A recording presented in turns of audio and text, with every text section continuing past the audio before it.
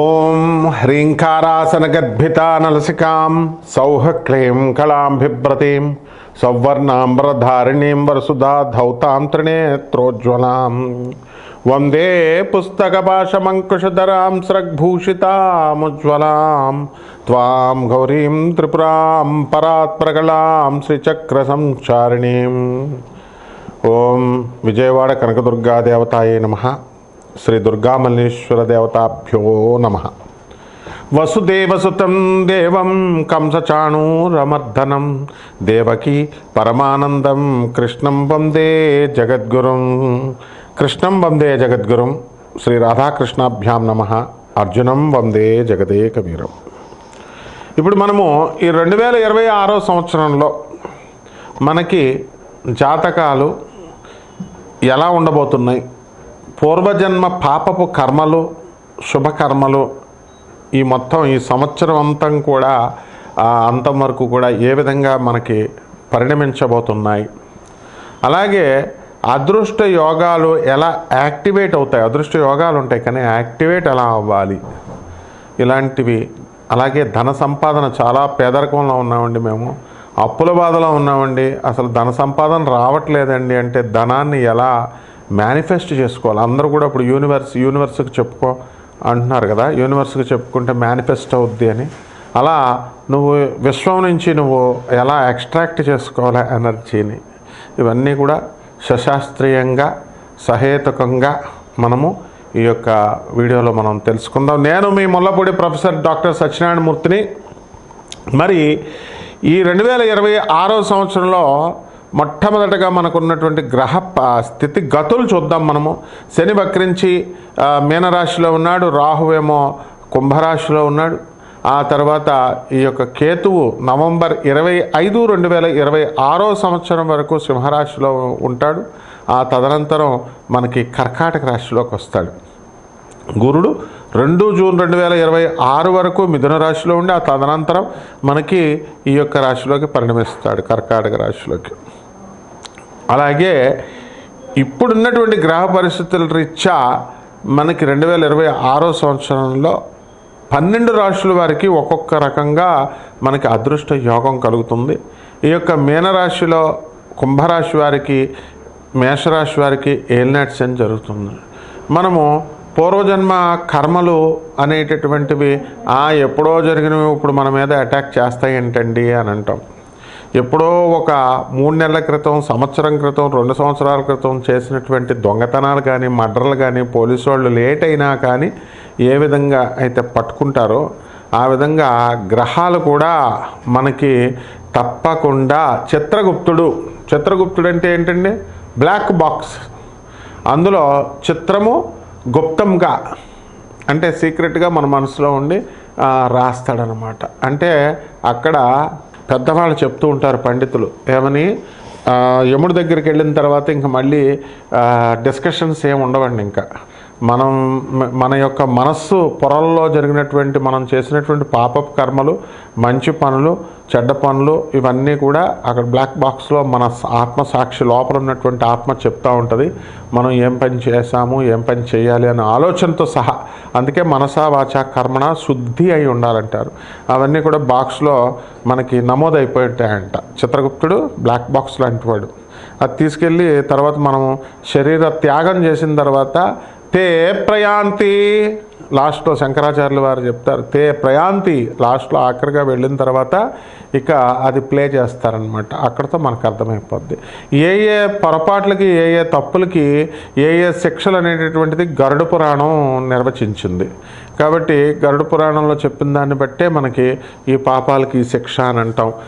కొంతమంది చెప్తుంటే అంతా సొల్లు చెప్తున్నావు అది ఇది అనేటటువంటి వాళ్ళకు కూడా ఖచ్చితంగా శిక్ష ఉంటుంది. ఎందుకంటే మంత్రత్యాగి భవేన్ దరిద్రత గురుత్యాగి భవేన్ మృత్యు అన్నారు.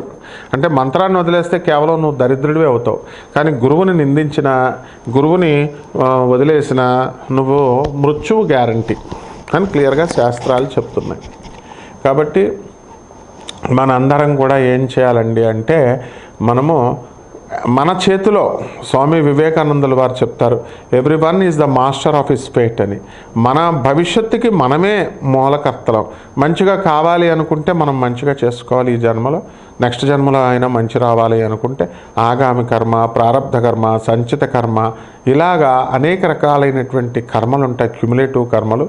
ఆ కర్మలను బట్టే జరుగుతాయి. కాబట్టి ధనయోగం రావాలంటే అందరూ ఏం చేస్తారంటే, ఏమండి నాకు ధనయోగం పని చేస్తున్నానండి కానీ నాకు కలిసి రావట్లేదండి అని అంటారు. అది వాస్తవం. అది యాక్టివేట్ అవ్వాలి. సెల్ ఫోన్ ఏ విధంగా అయితే ప్రతిరోజు ఛార్జ్ చేసుకుంటారో, మీరు రీఛార్జ్ కూపన్ అయిపోగానే రీఛార్జింగ్ ఎలా చేసుకుంటారో ఇవన్నీ కూడా సేమ్ ప్రాసెస్ అనమాట. లా ఆఫ్ క్రియేషన్ సేమ్ ఉంటుంది. అణువులో ఎలా ఉందో బ్రహ్మాండంలో, బయట బ్రహ్మాండం అంటే విశ్వంలో ఎలా ఉంటుందో, మనకి చిన్న అణువు అనేటువంటి బాడీలో ఎలా అయితే సూర్యచంద్రులు ఇవన్నీ తిరుగుతున్నాయో, అలాగే ఈ activation of charges, activation of cells ఇవన్నీ కూడా జరగడం ఖాయం అన్నమాట. కాబట్టి ధనయోగాలు మనం పుట్టించుకోవచ్చు.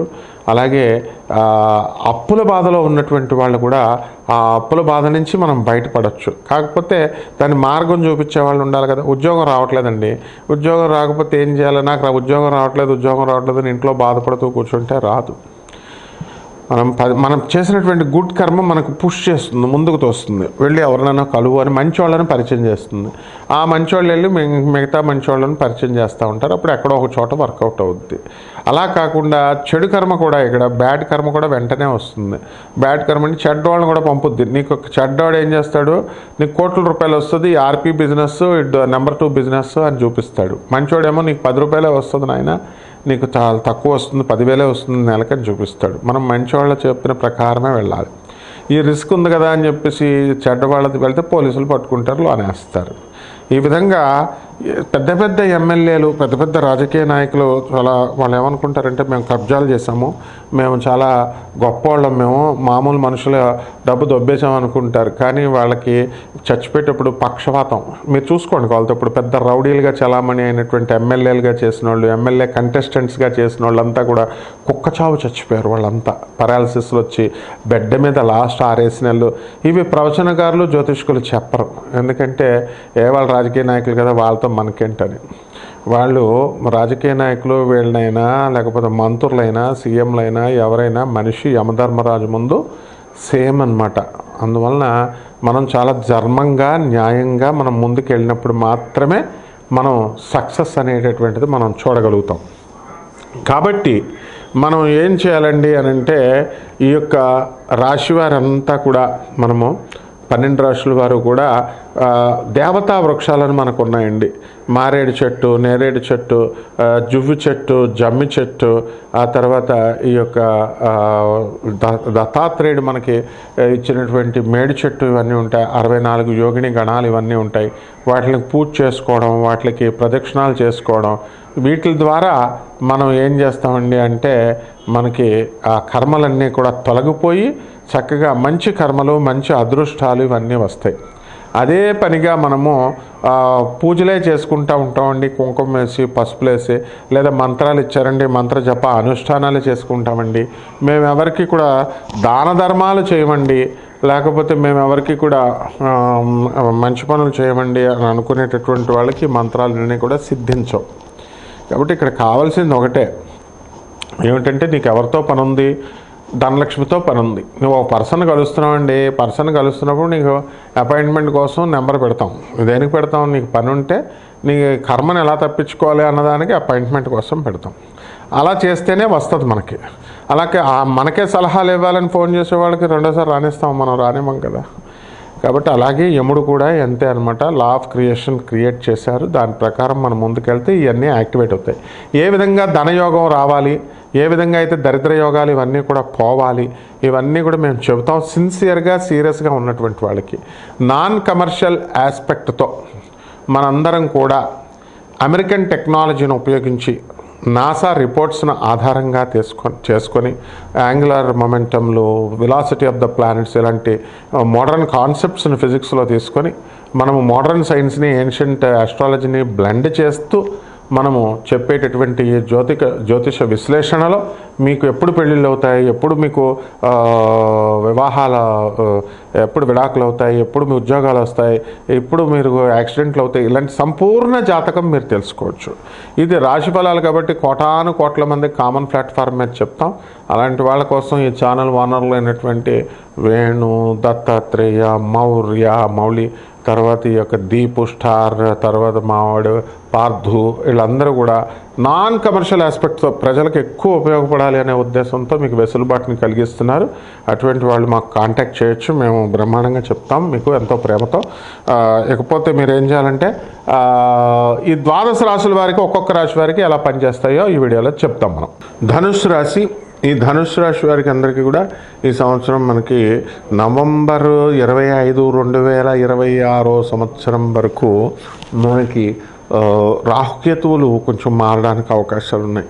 కుంభరాశిలో ఉన్నటువంటి రాహుగ్రహము మనకి కర్కాటక రాశిలోకి వస్తున్నాడు. అలాగే ఈ యొక్క సింహరాశిలో ఉన్నటువంటి కేతుగ్రహము కర్కాటక రాశిలోకి వెళ్ళి జూన్ 2, 2026 సంవత్సరం దాటిన తర్వాత గురువు కూడా మిథున రాశి నుంచి కర్కాటక రాశికి వస్తాడు. దానివల్ల ఏమవుతుందంటే ఆ గురుకేతువులు ఇద్దరు కలిసి కామన్ ట్రావెల్ చేస్తారు. ఎప్పుడు యూనియన్గా ఉండడము. నవంబర్ 25, 2026 నుంచి కలిసి ప్రయాణం చేయడం జరుగుతుంది. దీని ద్వారా మనకేమవుతుందంటే గురుచండాల యోగం ఫలితాలు ఎలాగైతే ఇస్తాయో ఈ యొక్క ధనుసు రాశి వారికి కూడా అలా జరగడానికి అవకాశాలు ఉంటాయి. అంటే పాపం రూపాయి కూడబెట్టి కోట్లు సంపాదించి అవన్నీ కూడా అసాంఘికమైనటువంటి శక్తులు, యాంటీ సోషల్ ఎలిమెంట్స్కి దగ్గర స్థలాలు కొనడము, లేకపోతే వాళ్ళతో వ్యాపార లావాదేవీలు మీరు పెట్టుకోవడము, ఇలాంటివి చేయడం ద్వారా మీరు ప్రాబ్లమ్స్లోకి పడిపోతారన్నమాట. అలాగే ఈ యొక్క కేతు మనకి నవంబర్ 25, 2026 సంవత్సరం తర్వాత మనకి అష్టమ కేతువు అవుతున్నాడు ధనుసు రాశి వారికి అందరికీ కూడా. దీని ద్వారా ఏమవుతుందంటే చాలా డిప్రెషన్స్కి ఎక్కువ గురవడం జరుగుతుంది. ప్రాబ్లమ్స్ అనేటటువంటివి సాల్వ్ అవ్వట్లేదు. మన డబ్బులు అవతల వాళ్ళ దగ్గరికి ఇరుక్కుపోయినాయి. మనం అప్పులు ఇచ్చాము, లేకపోతే వ్యాపారాల్లోకి మనం వెళ్ళాము, వాళ్ళ దగ్గర నుంచి మన డబ్బు మనకు రావట్లేదు అనేటటువంటి టెన్షన్స్ వచ్చేసి ఒక్కొక్కసారి ఎందుకు ఈ జన్మ, వాడిని మనం ఏం చేయలేకపోతున్నాం, మనం సొసైడ్ చేసుకుంటే మంచిదే అనే విధంగా ఈ యొక్క ఆలోచన అనేటటువంటిది వస్తుంది. అలాగే ఈ యొక్క సంతానాన్ని అర్ధాష్టమ శనిగ్రహ ప్రభావం వలన కుటుంబంలో అనేకమైనటువంటి ఆర్గ్యుమెంట్స్, ఒకళ్ళు అర్థం చేసుకోకుండా గొడవలు పెట్టుకోవడము, వితండవాదాలు చేసుకోవడము, ఇలాంటివన్నీ కూడా జరుగుతాయి. ఇక శని యొక్క ప్రభావం వలన ఏమవుతుందంటే అండి మనకి పనులన్నీ కూడా కాస్త లేటుగా అవడము, అర్ధాష్టమ శనిగ్రహ ప్రభావం వలన అపనిందల పాలవడము, ఇలాంటివన్నీ కూడా జరుగుతాయి. అయితే ఆదాయాల విషయం దగ్గరికి వచ్చేసరికి ఏ విధమైనటువంటి ఢోకా లేదు. మీకు ఆదాయం బ్రహ్మాండంగా మీకు కలిసి రావడం అనేటటువంటిది జరుగుతుందన్నమాట. అలాగే ధన ప్రాప్తి అనేటటువంటిది మీకు రావడానికి అవకాశాలు ఉన్నాయి.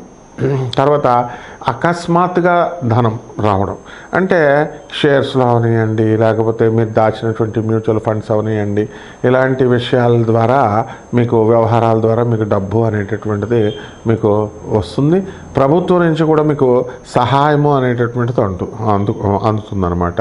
అలాగే ఉద్యోగాలు పోయినాయండి, లేకపోతే ఉద్యోగాలు కొత్తగా రావట్లేదండి అని బాధపడేటటువంటి యూత్ అంతా కూడా వాళ్ళకి ఉద్యోగాలు రావడానికి అవకాశాలు అన్నీ కనబడుతున్నాయి. చేపల రొయ్యలు బిజినెస్లో కలిసి వస్తాయి, వ్యవసాయాలు కలిసి వస్తాయి, కౌలుకు చేసేటటువంటి వాళ్ళు కూడా మనకి సక్సెస్లో వస్తారు.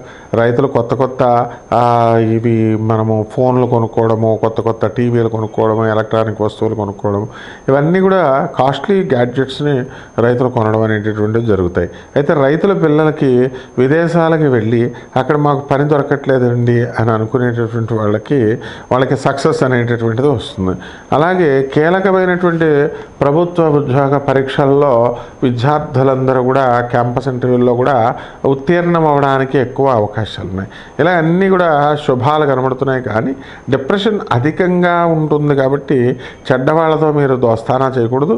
అలా చేయడం ద్వారా మీరు అనేకమైనటువంటి ప్రాబ్లమ్స్లో కేతువులో మీరు ఇరుక్కుపోవడానికి అవకాశాలు ఉంటాయి. కాబట్టి పరిహారాలు ఏం చేసుకోవాలంటే, మనము ఈ అష్టమ కేతువు అనేటటువంటి జరుగుతుంది కాబట్టి, అలాగే అర్ధాష్టమ శని జరుగుతుంది కాబట్టి, శనికి కేతువులకి కూడా ఇద్దరికీ కూడా మనము ఏం చేయాలండి అంటే కాస్త పరిహారం చేసుకోవాలి. అందువలన శని జపం చేసుకోండి, శని స్తోత్రాలు చదవండి. శనికి కిలోంపావు నల్ల నువ్వుల్ని నల్లని వస్త్రాన్ని ఇచ్చి పేద బ్రాహ్మణులకి శనివారం నాడు ఉదయం 8 గంటలకు దానం చేసుకోండి. అలాగే కేతు జపం చేయండి, కేతు స్తోత్రాలు చదవండి. కేతువుకి కిలోంపావు ఉలవల్ని ఆవుపేడ రంగు ఉన్నటువంటి వస్తువులను ఇచ్చి పేద బ్రాహ్మణులకి సోమవారం నాడు ఉదయం మనం 7 గంటలకి దానం చేసుకోవాలి. అలాగే ఉలవచారులను పెట్టి చక్కగా అన్నదానాలు ఇలాంటివన్నీ చేయడం ద్వారా బ్రహ్మాండంగా మీకు కలిసి రావడం అనేటటువంటివి జరుగుతాయి. కాబట్టి రావి చెట్టు చుట్టూ ప్రదక్షిణాలు చేసుకోండి. అలాగే గరికి గడ్డితో మనం ఓం గణేశాయ నమః అంటూ గణేష్ మహారాజుకి చేయండి. అమ్మవారి దశమహావిద్యల్లో ఒకటైనటువంటి ధూమావతి అమ్మవారి యొక్క హోమాన్ని మీ ఇళ్లలో జరిపించుకోవడము, అలాగే ధూమావతి మంత్ర అనుష్ఠానము జపం చేసుకోవడం ద్వారా బ్రహ్మాండంగా మీకు కలిసి వస్తుంది. శుభమస్తు.